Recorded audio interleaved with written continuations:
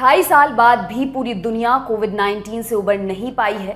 अब देश में कोरोना वायरस के एक और नए सब वेरिएंट की पुष्टि हुई है। नाम रखा गया है BA.2.75। यह कोविड-19 के ओमिक्रॉन वेरिएंट का ही एक सब वेरिएंट है। एक्सपर्ट्स की माने तो इस नए सब वेरिएंट से देश में संक्रमण के मामले तेजी से बढ़ सकते हैं। हालांकि सरकार ने अब तक इस नए सब वेरिएंट की पुष्टि नहीं की है। एक इजरायली वैज्ञानिक ने दावा किया है कि भारत के 10 राज्यों में इस सब वेरिएंट के 69 मामले सामने आए हैं। इसके अलावा 7 और देशों में भी इसके केसेस मिले हैं। शाय फ्लेशॉन इजराइल के शीबा मेडिकल सेंटर के सेंट्रल वायरोलॉजी लैब में वैज्ञानिक हैं।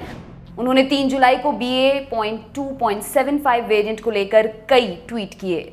फ्लेशॉन ने बताया कि सीक्वेंसिंग के आधार पर अब तक भारत से बाहर संक्रमण फैलने को ट्रैक नहीं किया जा सका है। शाय ने अपने ट्वीट में बताया, जीनोम सीक्वेंसिंग के आधार पर BA.2.75 सब वेरिएंट के 85 केसेस का पता चला है। इनमें ज्यादातर भारत के 10 राज्यों से मिले हैं।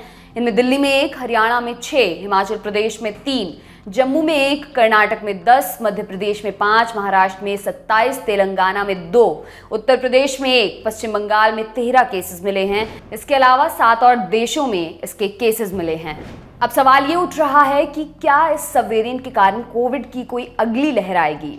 इजरायली वैज्ञानिक ने कहा कि यह कहना अभी जल्दबाजी होगी। हालांकि उन्होंने कहा कि अलार्मिंग जरूर है। एक्सपर्ट्स इस पर क्या कह रहे हैं वो भी आपको बता देते हैं।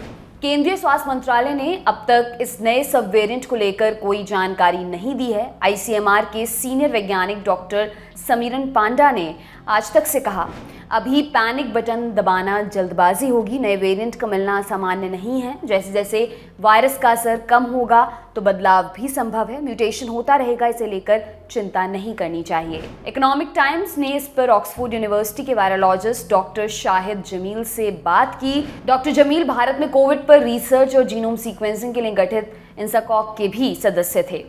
उन्होंने बताया, हमें इसके बारे में अभी काफ़ी जानकारी नहीं है। BA.2.75 में कई सारे म्यूटेशंस हैं। इसके पेरेंट स्ट्रेन BA.2 की तुलना में 2 म्यूटेशंस अलग हैं। ये अलग म्यूटेशन G446S और R493Q हैं। G446S म्यूटेशन में एंटीबॉडीज़ को मात देने की क्षमता है, इसलिए लोगों में संक्रमण की संभावना बढ़ाती है। अब तक यह साबित नहीं हुआ है कि BA.2.75 सब वेरिएंट से संक्रमण का खतरा गंभीर हो सकता है। 7 जुलाई को इंसाकॉक के एक्सपर्ट्स डेटा की समीक्षा करने वाले हैं। इसके बाद ही इस नए सब वेरिएंट पर आधिकारिक जानकारी मिल सकती है। भारत में फिलहाल ओमिक्रॉन का BA.2 सब वेरिएंट हावी है। जीनोम सीक्वेंसिंग में करीब 85% सैंपल में इस सब वेरिएंट की पुष्टि हो चुकी है। देश में कोरोना वायरस संक्रमण के फिलहाल 1,14,000 से ज़्यादा एक्टिव केसेस हैं। पिछले कुछ दिनों में कोविड केसेस में बढ़ोतरी देखी गई है। आपके लिए खबर लिखे हमारे साथी साकेत ने। मेरा नाम है दिव्यांशी। देखते रहिए दी लल्लन टॉप। शुक्रिया।